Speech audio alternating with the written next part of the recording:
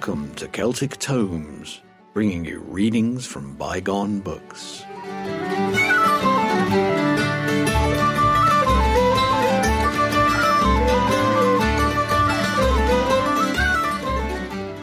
Welcome to Celtic Tomes, readings by Gary and Ruth from the classic books of Celtic lore and study.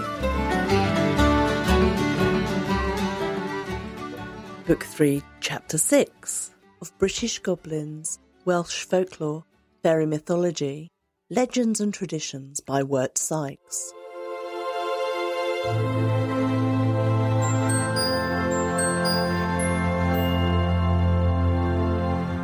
Wedding customs, including the bidding, forms of Cymmhorth, the Gwahoddwr, horse weddings, stealing a bride, obstructions to the bridal party, the Gwyntyn, chaining, evergreen arches, strewing flowers, throwing rice and shoes, Rosemary in the garden, names after marriage, the Coolstrin and the Ceffyl Pren. Section 1. Wales retains several ancient customs in connection with weddings, which are elsewhere extinct. No one who has ever paid any attention to Wales and its ways can have failed to hear of that most celebrated rite, the bidding, which is, however, one of several picturesque survivals less well known to the outer world.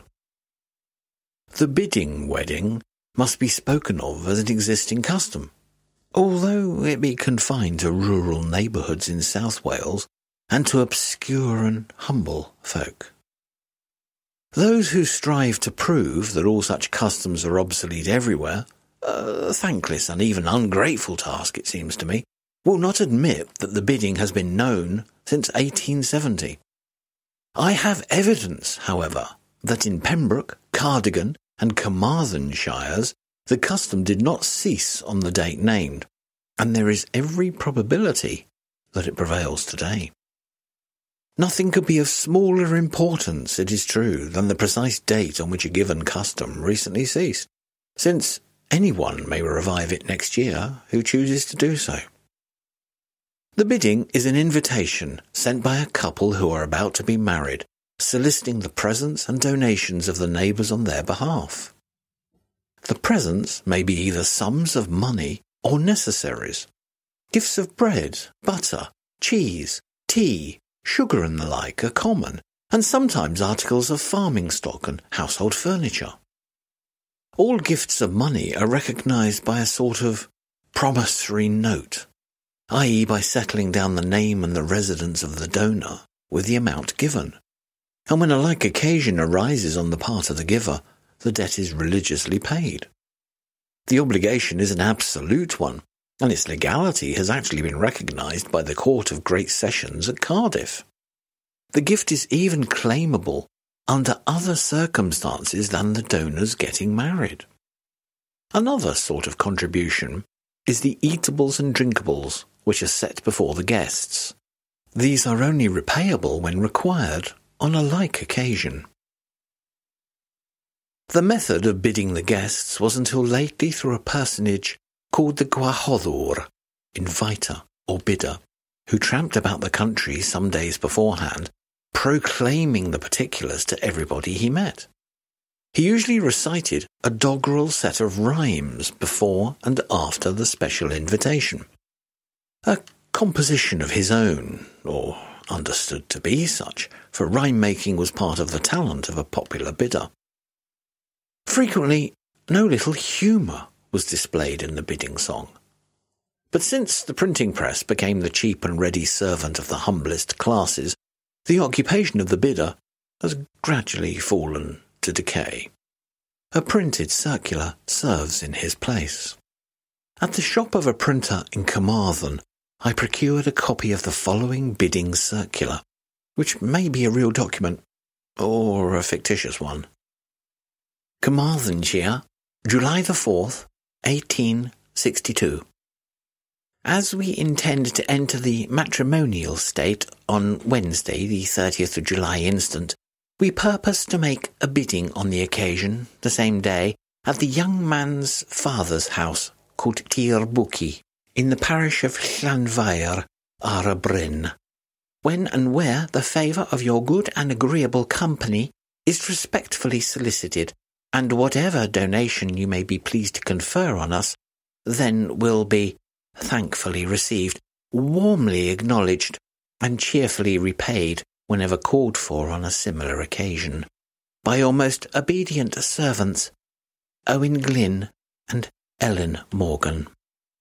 The young man, his father and his mother, Llywelyn and Margaret Gwyn of Tirbuki, his brother, Evan Gwyn, Maes y Blodau, his sisters, Gwladys and Hannah, and his aunt, Mary Bowen, Llwyn of Fedwyn, Llannon, desire that all the gifts of the above nature due to them be returned to the young man on the above day, and will be thankful for all of the additional favours granted.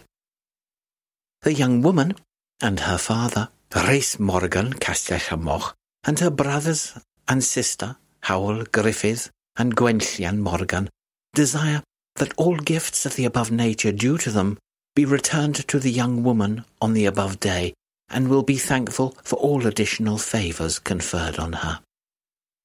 The young man's company will meet at the morning at Tirbuki, and the young woman's at Panter Clacwydd, near the village of Llansadwrn. The bidding is sometimes held on the day of the wedding, and sometimes on the day and night before it. The custom varies in different districts, as all these customs do. When the latter is the case, the night is an occasion of great merrymaking, with much consumption of cwrw da, and dancing to the music of the harp, for poor indeed would be the Welsh community that could not muster up a harper. This festival is called Nos Blaen, or preceding night, and is a further source of income to the couple from the sale of cakes and cwrw. Base is the slave who pays, is a phrase emphatically reversed at a Welsh wedding.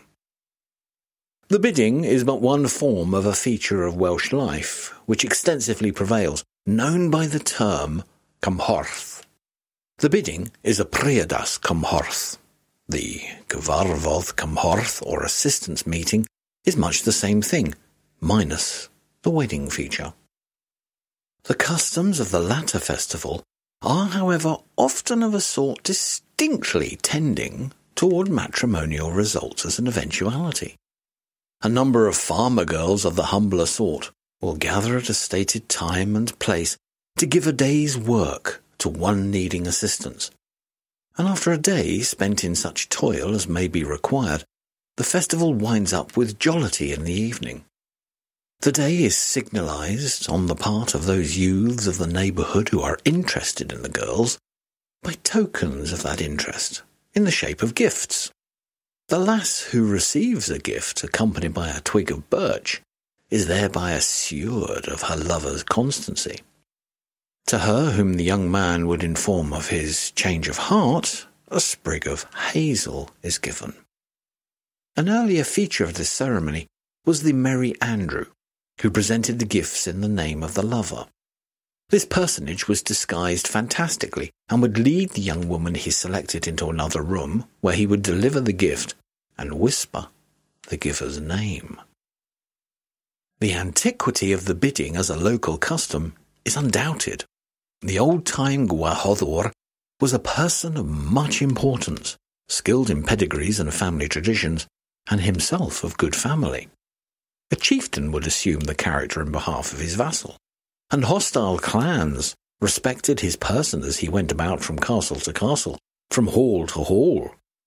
He bore a garlanded staff as the emblem of his office, and on entering a dwelling would strike his staff upon the floor to command the attention of the group before him, and then begin his address.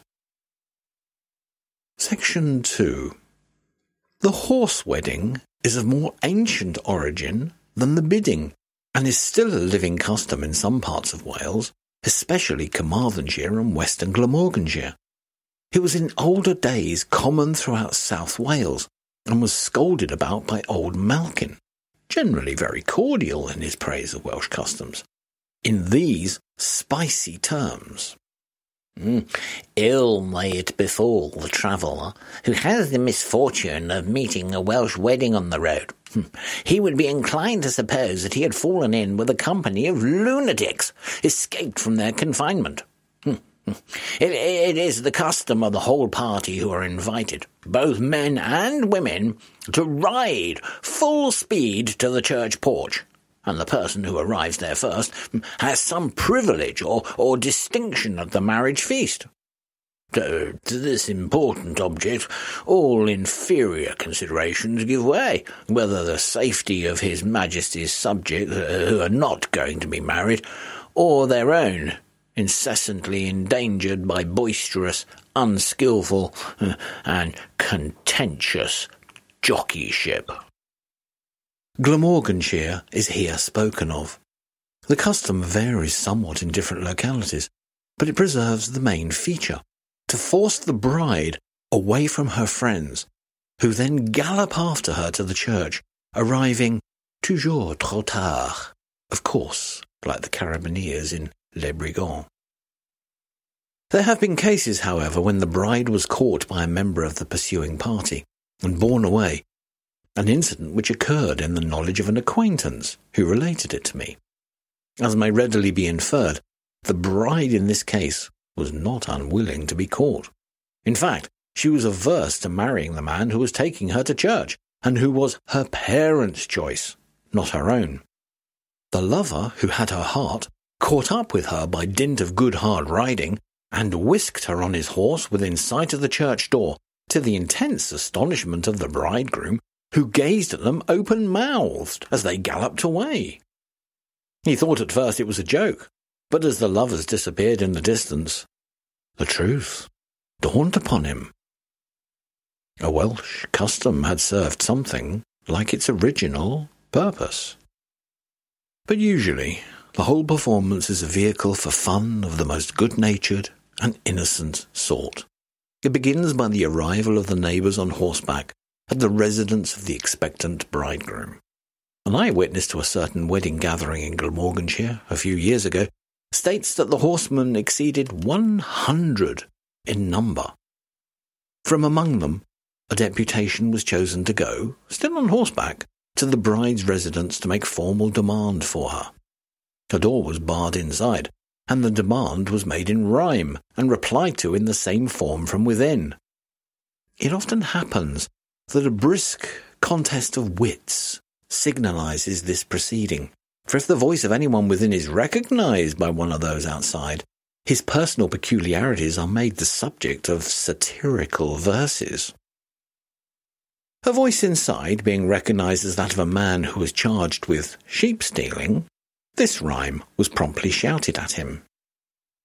Grando laidwr hoi'r ddafad, ai ti sydd am y hediwn gaiwad, ai dyna y rhesw cloia dresau, harag dwi'n y raigan, liw dydd golau. Ah, sheep-stealer, art thou a guardian of the fair one? If the doors were not locked, thou wouldst steal the bride in broad daylight. The doors are opened in the end, of course, and after refreshments, the wedding party gallops off to church. The bride is stolen away and borne off to a distance on her captor's horse, but only in sport. Her captor brings her back to the church, where she is quietly married to the proper person. Sometimes the precaution is taken of celebrating the marriage privately at an early hour, and the racing takes place afterward. Obstructions are raised by the bride's friends to prevent the bridegroom's party from coming to her house, and these difficulties must be overcome ere the bride can be approached. Sometimes a mock battle on the road is a feature of the racing to church. The obstructions placed in the road in former days include the Gwyntyn, a sort of game of skill which seems to have been used by most nations in Europe, called in English the quintain. It was an upright post upon which a crosspiece turned freely, at one end of which hung a sandbag, the other end presenting a flat side. At this, the rider tilted with his lance, his aim being to pass without being hit in the rear by the sandbag. Other obstructions in use are ropes of straw and the like. There is a Welsh custom called chaining, which probably arose out of the horse wedding, and still prevails. In the village of Sketty, Glamorganshire, in August 1877, I saw a chaining on the occasion of a marriage between an old lady of 80 and a man of 50. The affair had made so much talk, owing to the age of the bride, that the whole village was in the streets. While the wedding ceremony was in progress, a chain was stretched across the street, forming a barrier which the wedding party could not pass until the chainers were tipped. The driver of the carriage containing the newly wedded pair was an Englishman and ignorant of the custom, at which he was naturally indignant. His angry efforts to drive through the barrier made great sport for the Welshman. The origin of the Welsh horse wedding may be traced to the Romans, if no further back, and may thus be connected with the rape of the Sabines. That the Romans had an exactly similar custom is attested by Apuleius, and is said to have been established by Romulus in memory of the Sabine virgins. It is not improbable that the Romans may have left this custom behind them when they quitted this territory in the 5th century, after nearly 300 years' rule. Section 4.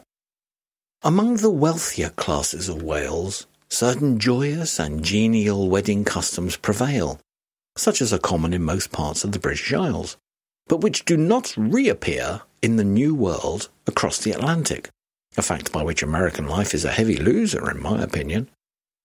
When the rector of Merthyr's daughter, to use the form of speech common, was married a few months since, the tenants of the estate erected arches of evergreens over the roads, and adorned their houses with garlands, and for 2 or 3 days the estate was a scene of festivity, ending with the distribution of meat to the poor of the parish.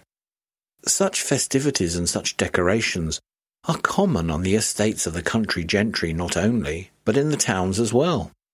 At Tenby, when the High Sheriff's son was married to the rector of Tenby's daughter in 1877, garlands of flowers were hung across the High Street, bearing pleasant mottos, while flags and banners fluttered from housetops in all directions. Children strewed flowers in the bride's path as she came out of the church. On the bells in the steeple chimed a merry peal, and a park of miniature artillery boomed from the pierhead. This custom of children strewing flowers in the path of the new-made bride is common. So also is that of throwing showers of rice after the wedded pair, by way of expressing good wishes. A pleasanter thing to be thrown under these circumstances than the old shoes of tradition. However, since fashion has taken up the custom of rice throwing and shoe throwing, the shoes have become satin slippers. As far back as the 16th century, throwing an old shoe after anyone going on an important errand was deemed lucky in Wales. It is thought that in the case of a bride, the custom is derived from the old Jewish law of exchange, when a shoe was given in token that the parents forever surrendered all dominion over their daughter. But a precisely similar custom prevails in China, where it is usual for the bride to present her husband with a pair of shoes, by way of signifying that for the future she places herself under his control. These are carefully preserved in the family and are never given away, like other worn-out articles, it being deemed that to part with them portends an early separation between husband and wife. The custom of rice throwing is also Chinese, the rice being viewed as a sign of abundance.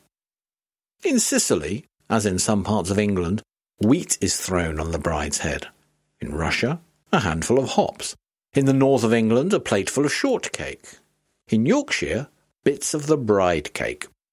All these customs, while popularly done for luck, are apparently symbolical of the obedience and the fruitfulness of the newly wedded wife.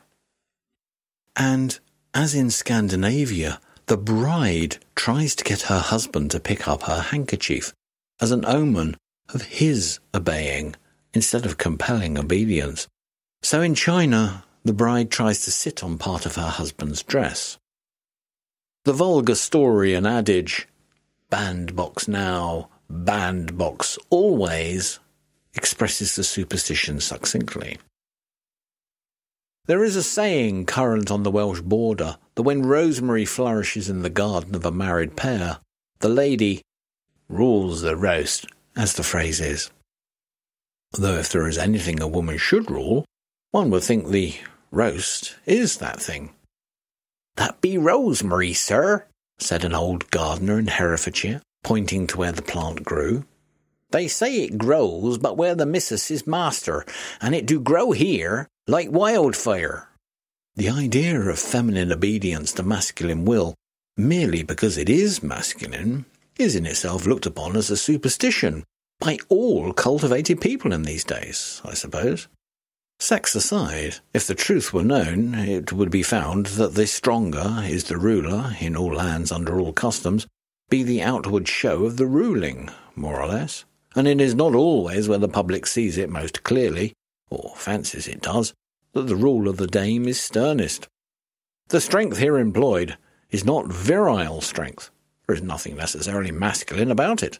The severest mistress of her lord I ever knew was a feeble little woman with hands like a baby's, and a face of wax, with no more willpower apparently than a week-old kitten, but whose lightest whim lay on her lord like iron, and was obeyed as faithfully as if it were backed by the cat o' nine tails and a six-shooter. To return for a moment to our Welsh wedding customs among the wealthier classes. When the couple return from their bridal tour, the fun often begins all over again. Thus at Lampeter, on the edge of Cardiganshire, last September, when Mr. and Mrs. Jones of Glandennis, Roberts of the Dingle, Williams of Pwllhdy, such cognomens take the place in Wales of the distinct names which separate Englishmen from one another, and from Jones of Nevada. When Jones of Glandennis brought home his bride, the whole neighbourhood was agog to greet them. Thousands of people gathered in a field near the station, and passed their time in athletic sports till the train arrived, when they woke the echoes with their cheers.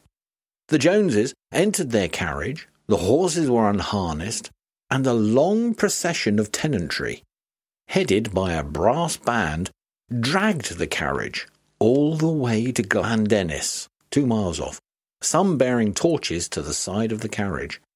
Arches of evergreens were everywhere, and when they got to the house, nothing would do but Mrs. Jones must appear at the window and make a little speech of thanks to the crowd, which she did accordingly, a thing in itself shocking to superstitious ideas of chivalry, but in strictest accord with a true chivalric spirit toward woman. And then fireworks blazed up in the sky, and bonfires were lighted on the tops of the adjoining hills. Lampeter town was illuminated, and nobody went to bed till the small hours. After marriage, Welsh women still in some cases retain their maiden names, a custom formerly universal among them. The wife of John Thomas, though the mother of a house full of children, may be habitually known among her neighbours as Betty Williams. In other cases, she not only assumes her husband's name, but the name of his calling as well. If he is Dick Shon, the tailor, she is simply Mrs. Dick Shon, the tailor. Section 5. A custom called the Coolstrin is now apparently obsolete, unless in occasional rural communities remote from railroads. It resembles the old custom once known in certain parts of England, called the skimmetry or skimmington, in which a man whose wife had struck him was forced to ride behind a woman with his face to the horse's tail, while a band of pans and cow horns made music for them. The Welsh custom is, however, more elaborate and more comical, while it is less severe on the man. Her husband, who is suspected of having a termagant wife, is made the subject of espionage. If it be found that he drinks his mug of ale standing, with his eye twinkling towards the door, the circumstance is considered most suspicious. Efforts are accordingly made to induce the hen-pecked man to stay and be merry, and if he can be made drunk, a great point is gained, and then a squad of volunteers take him inside his own door and critically observe his reception. A moral point involved appears to be that a hen-pecked husband is a disgrace to manhood in general, and the purpose of the Coolstrin is to reform it altogether. However, although it may even be proved that a woman is in the habit of cuffing her husband, the case does not come under the jurisdiction of the Coolstrin court until she has drawn blood on him. Then the court is convened. It is composed, no doubt, of any rake-helly youngsters, married or single, who are ripe for sport. One of them is chosen for judge. A special point is that he must be a married man who is not afraid of his wife, and he is invested with robe and gown. That is to say, the collarbone of a horse is set on his head around the crown of a slouch hat, and a bed quilt is made fast to his shoulders. He marches through the streets, with a youth behind him bearing his bed-quilt train, and mounts a chosen wall for a judge's bench. Officers with long white wands range themselves solemnly on either side of him. Men are chosen as advocates, and a posse of rustics with pitchforks keeps order. The court is opened by a crier who calls on all good men who as yet wear their own cloths, that is, breeches, to attend the court. The case is argued by the advocates. Witnesses are examined to prove, first, that the man is henpecked, second, that his wife has struck him and drawn blood with the blow. In one case, it was proved that the wife had knocked her beery lord down, and that his nose, striking a stool, had bled. The wife's advocate nearly gravelled the judge by holding that the blood drawn by a stool could not be said to have been drawn by the woman. And the judge got over this by deciding that if the woman had taken the stool by one of its 3 legs and hit the man, drawing blood, the blood would clearly be chargeable to her. "And where is the difference," asked he triumphantly, "between knocking the stool against him and knocking him against the stool?" The woman was found guilty. "For," said the prosecuting attorney indignantly, "if a man shan't drink a blue of beer with a neighbour or so, to what won't it come?" Her condemnation followed, to be ridden on the Ceffyl Pren. A derisive procession was formed, and 2 fellows were rigged up to personate the husband and wife. The male bore a broom, and the female brandished a ladle, and the 2 were paraded through the town. A band of musicians marched before them, beating frying pans with marrow bones, banging gridirons and kettles with pokers, tongs and shovels, and 2 playing on a fife and a drum. And these were followed by 2 standard-bearers, one bearing a petticoat on the top of a pole, and the other a pair of breeches in the same manner. Other oughts and ends of rabble made up the procession, which, with antic and grimace, marched about the village and neighbourhood. And the orgy ended by the planting in front of the culprit's house of the pole and the petticoat, and the pelting of it with addled eggs, stones, and mud, till it fell to the ground. The noble bifurcated emblem of manhood, the clos, was then elevated proudly aloft, and the woman's punishment was deemed complete. This is the story of a rural village in Glamorganshire. The custom was known in other counties and varied in its details. In Brackenshire, the virago was punished through the Ceffyl Pren merely by the moral influence of parading it before her cottage. Quarrelsome wives were said to stand in great and constant dread of its possible appearance before their doors. In Cardiganshire, on the contrary, the custom termed the Coolstrin is vice versa, and it is only husbands who ill-use their wives who are amenable to its discipline.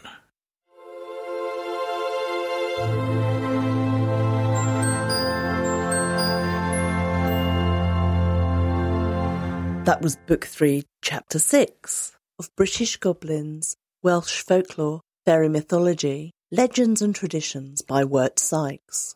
A link to the full text can be found in the show notes at CelticTomes.libsyn.com. That's LIBSYN.com. You can also find all of the names, place names, and other non-English words written down for you in the show notes in the order in which they appear in this reading. If you'd like to comment on this chapter, pop over to our show notes and join in or start a conversation. If you've enjoyed this podcast, why not try our sister podcast, the Celtic Myth Pod Show, which brings the stories of ancient Celts to life with narrative and drama, as well as bringing you modern Celtic music, stories and information. Find the Celtic Myth Pod Show in all the places where the best podcasts hang out, or on our website at CelticMythPodShow.com. You've been listening to Celtic Tomes, read by Gary and Ruth. Our theme music is Gander in the Pretty Hole by Slauncher, and a link to their music can be found in the show notes at CelticTomes.libsyn.com. This podcast has been produced by the Celtic Myth Show.